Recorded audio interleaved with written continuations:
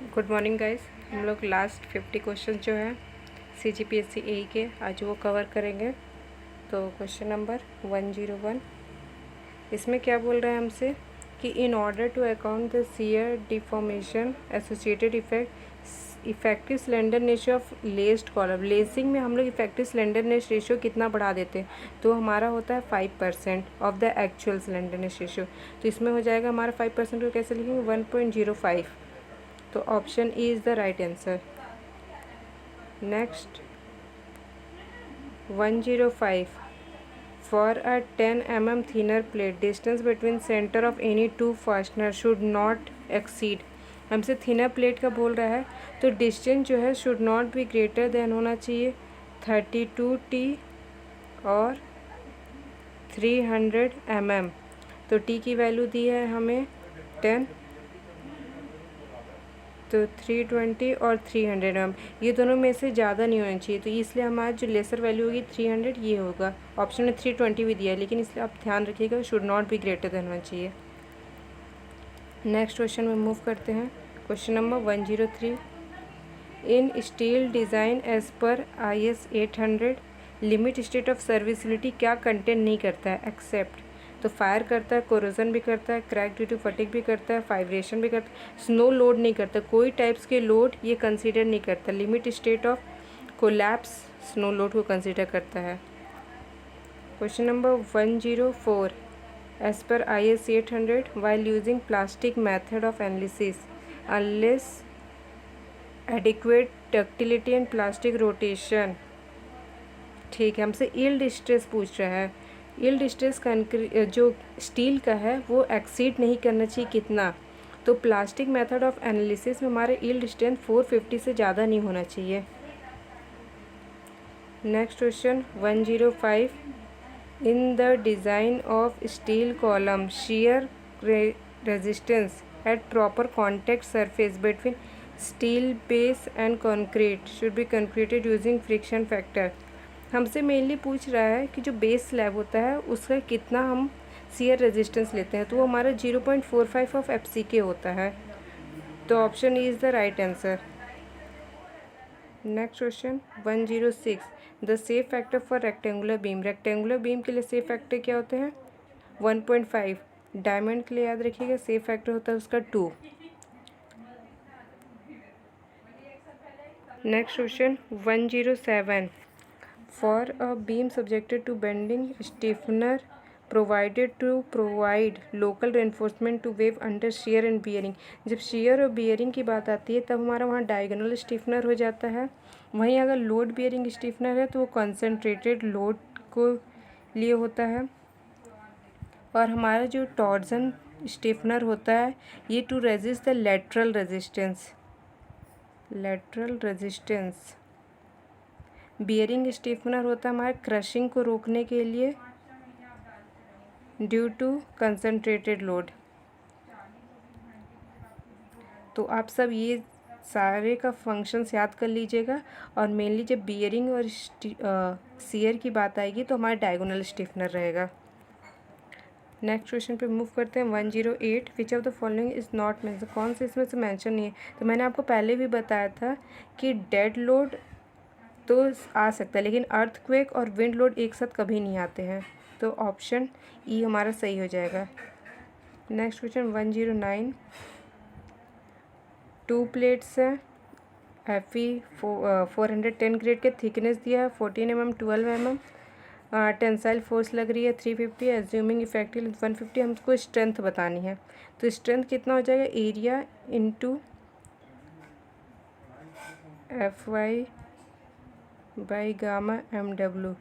Area क्या है, L effective into thickness into FY by gamma MW। तो L effective कितना है हमारा 150 दिया है, ये दे, इंटू थिकनेस क्या है 5/8 इंटू थिकनेस हम ऐसे निकालते हैं 5/8, क्योंकि हमारा V ग्रूव है, फुल्ली ग्रूव तो है नहीं। तो 5/8 of thickness of thinner plate 14 into FY कितना है 250, 410 का ग्रेड 410 ग्रेड का FY 250 होता है और गामा MW होता है हमारा 1.25। इसको आप पूरा सॉल्व करेंगे तो आपका आंसर जाएगा 225 किलो न्यूटन। तो option C is the right answer. Next question पे मूव करते हैं। Question number 110। ये हमसे एक क्वेश्चन पूछा है, इसमें हम लोग को क्या निकालना, नेट एरिया पूछना है। देख के क्वेश्चन तो बहुत कठिन लग रहा है क्या पूछ लिया है, लेकिन हमसे ए नेट पूछ रहा है। ए नेट का डायरेक्ट फॉर्मूला होता है B minus n d not into thickness. तो हमारा B यहाँ पर दिया है 100 माइनस वोल्ट, एक ही वोल्ट लगा है तो 1 into d not hole dial लेना है तो 20 + 2 इंटू 10, तो ये हो जाएगा हमारा 780। तो option C is the right answer. आप ऐसे क्वेश्चन देख के घबराइएगा मत, क्योंकि आप पहले एक बार देख लीजिएगा कि पूछ क्या रहा है। डायरेक्ट फॉर्मूला बेस्ड क्वेश्चन था। नेक्स्ट क्वेश्चन, एज पर IS 800 modulus of elasticity of steel. Very simple question. ये होता है हमारा 2 × 10⁵ GPa। तो इसने गलत आंसर दिया है, ऑप्शन सी नहीं होगा, ऑप्शन ए होगा। सो नेक्स्ट पे मूव करते हैं हम। Question number 112।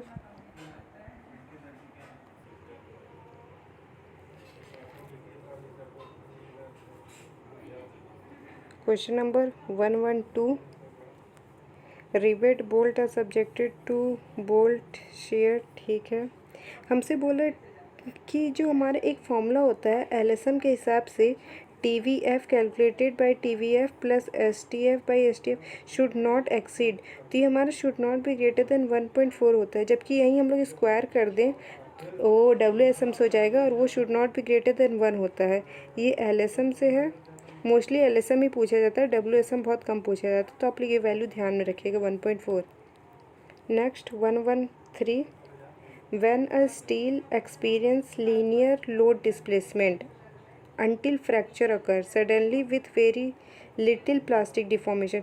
अगर हमसे बोल दिया कि सडन फ्रैक्चर हुआ तो हमें कुछ सोचना नहीं है, ये हमारा ब्रिटल फेलियर हो गया। Option D is the right answer. Next question पे मूव करेंगे। 114।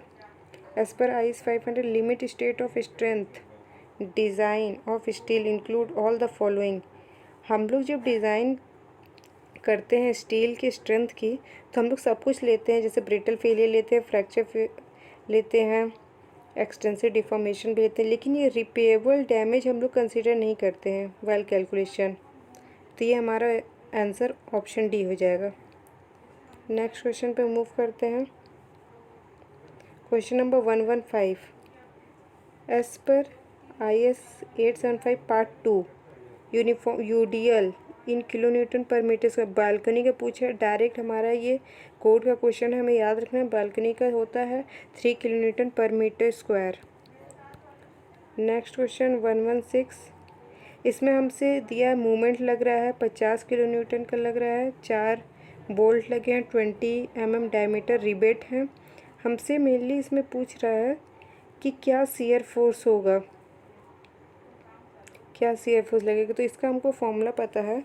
शियर फोर्स इसमें हम लोग कंसीडर करते हैं MR by summation of R²। तो हो जाएगा हमारा FM इक्वल। तो मूवमेंट कितना है हमारा 50 दिया है। R हमको कैलकुलेट करना पड़ेगा। R जो होता है वो हमारे सेंटर से यहाँ बोल्ट की डिस्टेंस होती है R। तो ये हो गया है हमारा कितना, टोटल हमको 100 दिया है और ये भी 100 दिया है, तो हाफ हाफ हो जाएंगे 50-50। तो हम इसको उसमें ले लेते हैं, मीटर में लेते तो तुम्हारा हो जाएगा 0.05। तो जो R की वैल्यू होगी वो यहाँ हम पुट करेंगे और into R summation of R² कितने आ रहे हैं 1 2 3 4, तो 4 इंटू R², यहाँ R। तो जो R होगा वो R equal to √0.05 square plus 0.05 square. तो ये हमारी वैल्यू आ जा रही है 0.707 आ रही है। तो आप ये वैल्यूज़ R के पुट करेंगे तो आपको आंसर आ जाएगा 176 किलो न्यूटन। बस आप फॉर्मूला याद रखिएगा, फॉर्मूला होता है हमारा M R by summation of R square. R को मैंने निकालना सिखा दिया आपको, एम की वैल्यूज़ दी हुई है। अब नेक्स्ट क्वेश्चन पे मूव करते हैं। क्वेश्चन नंबर 117 हमसे पूछा है coefficient of thermal expansion steel में कितना है। वेरी सिंपल है, 12 इंटू 10⁻⁻6 पर डिग्री सेल्सियस। अगर कभी कोई नहीं दिए रहते तो आप ये एज्यूम करेंगे। नेक्स्ट क्वेश्चन पे मूव करते हैं। Question number 118 effective slenderness ratio बताना है जब मेंबर ऑलवेज अंडर टेंशन हो। तो कुछ वहाँ पर टेबल्स दी हैं IS 800 में, जब मेंबर में डेड लोड लग रहा हो और क्या बोलते हैं लाइव लोड, कंप्रेशन, टेंसर, अलग अलग केसेस के लिए। तो आप याद रखिएगा इसमें क्या पूछ रहा है, अंडर टेंशन, हमेशा टेंशन में तो 400 होती है वैल्यू। नेक्स्ट क्वेश्चन पे मूव करते हैं। क्वेश्चन नंबर 119 स्टैंडर्ड क्लियरेंस बताना है in diameter and width of fastener 18 mm। तो हमसे बोल रहा है कि कितना, तो हमसे ये पूछ रहा है कितना लगेगा, 18 mm का है। तो इसकी टेबल दी हुई है, इसकी टेबल कुछ इस तरीके से है। 12 से अगर 14 हो तो +1 करते हैं, वहीं अगर 16 से 24 हो तो +2 करेंगे स्टैंडर्ड क्लियरेंस फॉर होल के लिए, और ग्रेटर देन 24 हो तो +3 करेंगे। हमसे 18 पूछा है तो 18 इस रेंज में आ रहा है तो +2 हमारा राइट आंसर हो जाएगा। तो option B is the right answer. Next question पे मूव करते हैं। क्वेश्चन नंबर 120 बोल रहा है in an unloaded structure, structure loaded नहीं है तो आप टॉलरेंस लिमिट बताइए of deviation of distance between adjacent column of direction. तो ये भी डायरेक्ट IAS का क्वेश्चन है, आप इसको याद कर लीजिएगा, ये होता है 5 mm। नेक्स्ट क्वेश्चन पे मूव करते हैं। क्वेश्चन नंबर 121 हमसे बोल रहा है कि in a plate girder the web plate is connected to flange plate. ये हमारी फ्लेंज प्लेट हो गई और ये वेव प्लेट होती है। यहाँ हमारा फिलेट वेल्डिंग की रहती है। तो जो साइज़ है फिलेट वेल्ड की, ये किस तरीके से हम लोग डिज़ाइन करते हैं कि क्या रेजिस्ट करे। तो ये रेजिस्ट करता है हमारा हॉरिजॉन्टल शेयर, क्योंकि यहाँ हॉरिजॉन्टल शेयर लगता है। तो horizontal shear between the flange and web plate, option C is the right answer. Next question पर मूव करते हैं। Question number 122 flash setting of concrete को प्रिवेंट करने के लिए हम लोग सीमेंट में क्या मिलाते हैं। तो ये वेरी स्टैंडर्ड क्वेश्चन है, बहुत बार पूछा है, बहुत इंपॉर्टेंट है। तो ये है gypsum. Next question, question number 123 Le एट्रेट टेस्ट किस लिए यूज़ करते हैं। तो लीच एट्रेट टेस्ट हम लोग यूज़ करते हैं अनसाउंडनेस के लिए, लेकिन unsoundness due to what, unsoundness due to free lime, क्योंकि मैग्नीशिया वाले के लिए हम लोग ऑटोक्लेव यूज़ करते हैं। तो दोनों ध्यान रखिएगा, दोनों मेथड्स किसके किसके लिए होते हैं। क्वेश्चन नंबर 124 एब्राहम्स लॉ के हिसाब से हमारा क्या है कि जो स्ट्रेंथ ऑफ कंक्रीट है वो inversely proportional to water cement ratio है। ये लॉ कब एप्लीकेबल है, ये लॉ तब एप्लीकेबल होता है जब हमारा कंक्रीट जो है वो फुली कॉम्पैक्टेड हो, तब एब्राहम्स लॉ का वैलिड होता है। नेक्स्ट क्वेश्चन पे मूव करते हैं। Question number 125 in for a 43 grade concrete maximum allowed compressive strength of 28 days. तो हमें 3 ग्रेड की हमारी सीमेंट कंक्रीट होती है, 33 ग्रेड, 43 कंक्रीट और 53। हमसे 43 का पूछ रहा है, IAS कोड बोल दिया है, तो हमें 43 का 28 डेज का 43 से तो ज़्यादा ही होनी चाहिए। 53 तो होगी नहीं, 33 भी नहीं होगी, 63 भी नहीं होगी। हमसे आफ्टर 28 डेज पूछ रहा है, तो मैक्सिमम जो होती है वो हमारी होनी चाहिए 43 होनी चाहिए, क्योंकि आफ्टर 28 डेज हमारी कंप्रेसिव स्ट्रेंथ आती है। तो option B is the right answer. Next question, question number 126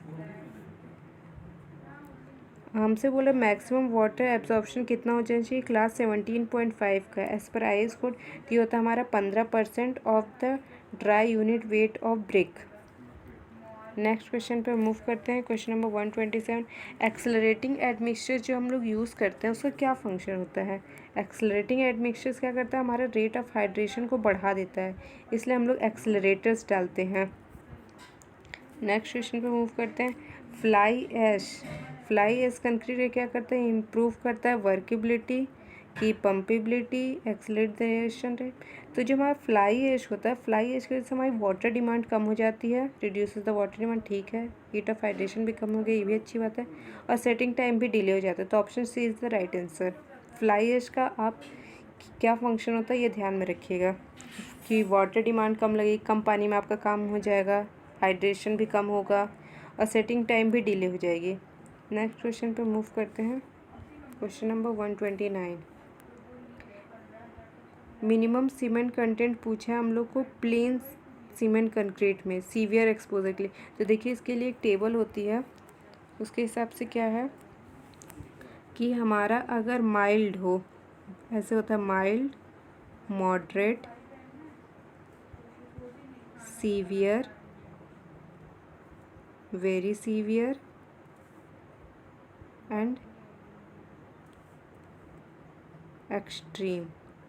तो इस सब के लिए आप कितना सीमेंट होता है वो याद रखिएगा। इसके लिए होता है 220, मॉडरेट के लिए होता है 240, सीवियर के लिए 250, वेरी सीवियर के लिए 260 और एक्सट्रीम के लिए 280। तो हमसे इसके लिए पूछ रहे हैं सीवियर के लिए, तो सीवियर के लिए कितना है 250। तो option C is the right answer. सारी वैल्यूज़ आप याद रखिए क्योंकि कुछ भी पूछ सकते हैं किसी भी एक्सपोजर कंडीशन के लिए। नेक्स्ट क्वेश्चन पे मूव करते हैं। Question number 130। एज पर IAS 456 स्ट्रेंथ ऑफ स्ट्रक्चर हमसे बोल रहा है value of partial safety factor for concrete. Concrete के लिए होता है हमारा 1.5, वहीं स्टील के लिए होता है 1.15। तो option D is the right answer. Next question पे मूव करते हैं। Question number 131। हमसे बोल रहा है कि usually there is increase in volume of sand. जैसे अगर सैंड में हम लोग पानी मिला देते हैं तो वॉल्यूम उसकी बढ़ जाती है। तो ये किसकी वजह से, इस इफेक्ट को क्या बोलते हैं, इसको हम लोग बोलते हैं बकलिंग। इफ्लोरेंसेस तो क्या है, एल्कलीज या सॉल्ट की डिपोजिशंस की वजह से जो वाइट वाइट पैचेस आ जाते हैं ब्रिक के ऊपर, उसको बोलते हैं इफ्लोरेंसेस। नेक्स्ट क्वेश्चन पे मूव करते हैं। Question number 132।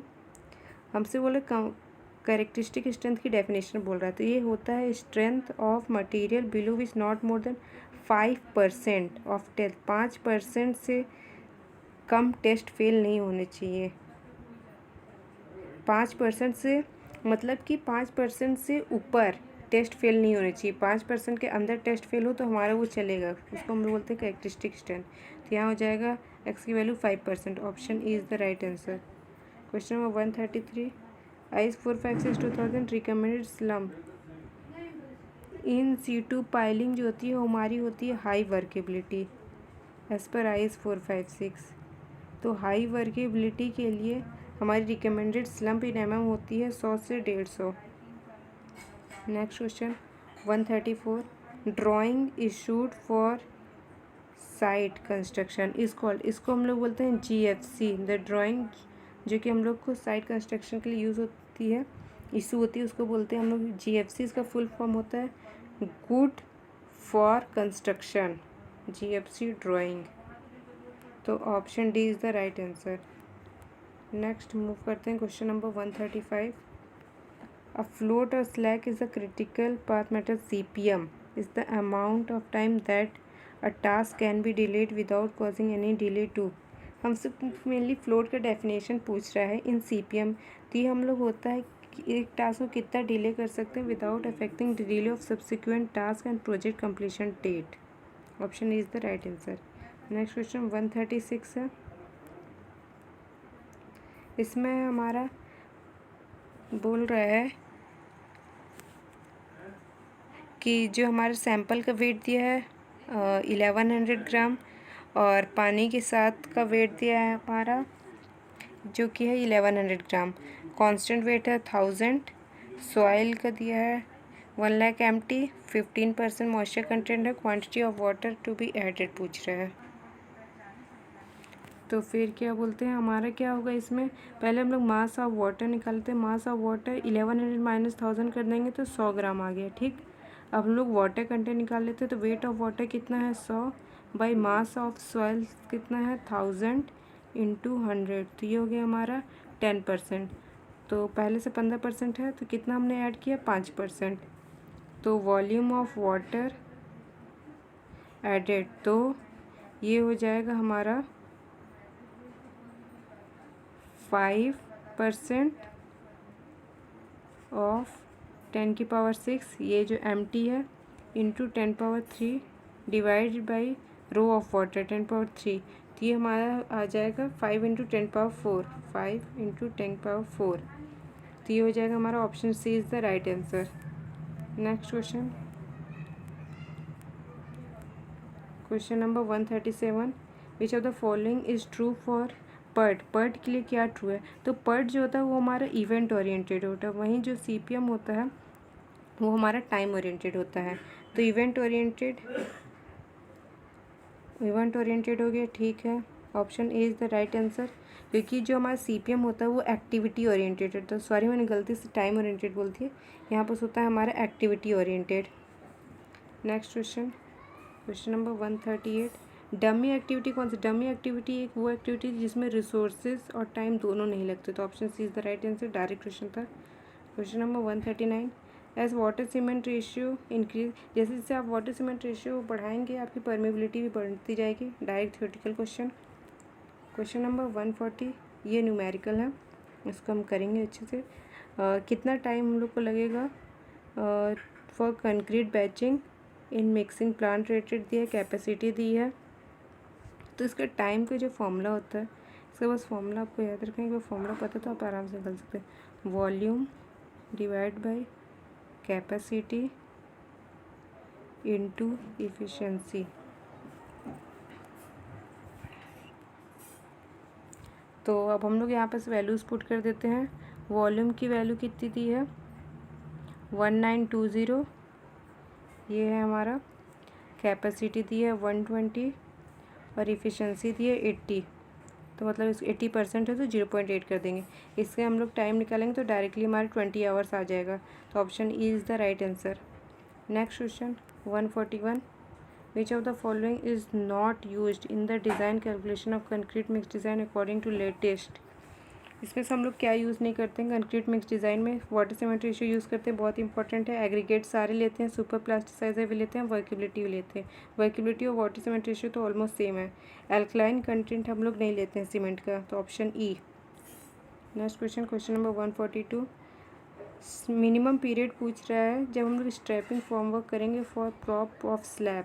तो प्रॉप ऑफ स्लैब के लिए भी दो केस है, अगर less than equal to 4.5 metre है तो हम 7 डेज़ का करते हैं, और अगर ग्रेटर देन 4.5 मीटर है तो हम लोग 14 डेज़ के लिए करते हैं। तो हमसे क्या बोल रहा है 6 मीटर, तो ग्रेटर देन 4.5 हो गया तो 14 days, option E is right answer. दोनों केसेस इसमें याद रखने हैं। Next question number 143, which of the following is not a workability measurement. Slump कौन होता है, कॉम्पैक्शन होता है, वीवी होता है, बॉल पेनिट्रेशन भी होता है, फ्लो टाइम बाय मार्स कौन नहीं होता है। फ्लो टाइम इसका नाम नहीं है, इसका नाम है फ्लो टेबल टेस्ट, तो option E is the right answer. Next question पे मूव करते हैं, क्वेश्चन नंबर 144, इसमें डायरेक्टली हमसे एक्सपेक्टेड टाइम की जो फॉर्मूला है वो पूछा है, तो डिवाइड बाय 6 होता है, यहाँ तो कोई नहीं है तो ये कोई ऑप्शन नहीं है। नेक्स्ट देखते हैं ऑप्शन ई, तो option E is the right answer. फिर चलते हैं आगे, क्वेश्चन नंबर 145 में recommended time of brick wall पूछा है सीवियर एक्सपोजर के लिए, तो IAS कोड से डायरेक्ट क्वेश्चन है, तो इसका आंसर ऑप्शन सी हो जाएगा, अनरेंडेड 1.5 brick thick wall. Next question 146, इसमें बोल रहा है हमसे अगर हेयर लाइन क्रैक आए, थोड़ी सी क्रैक है, तो इसको हम लोग क्या बोलते हैं, इसको हम लोग बोलते हैं क्रेजिंग, वहीं क्रैकिंग बोलते हैं जब हमारा कंप्लीट क्रैक आ जाए। और फिर हमारा और ऑप्शन देख लेते हैं क्या क्या है। ब्लिस्टरिंग होता है जब हमारा कंक्रीट में बबल आ जाए, कंक्रीट में बबल। फिर हमारा लैक्टेंस क्या होता है जब हमारा ब्लीडिंग होता है, ब्लीडिंग की वजह से क्या होता है वाटर सेपरेट हो जाता है कंक्रीट से, तो वाटर ऊपर आ जाता है, उसको हम लोग बोलते हैं लैक्टेंस। ग्रिलिंग क्या होता है, ग्रिलिंग है जब हमारा प्लास्टर हमने जो किया है दीवार पे उससे हमारे विजुअल होने लगे मोटर जॉइंट क्लियरली, तो उसको हम लोग बोलते हैं ग्रिलिंग। सारे ऑप्शंस ध्यान में रखने हैं क्योंकि कुछ भी पूछ सकता है।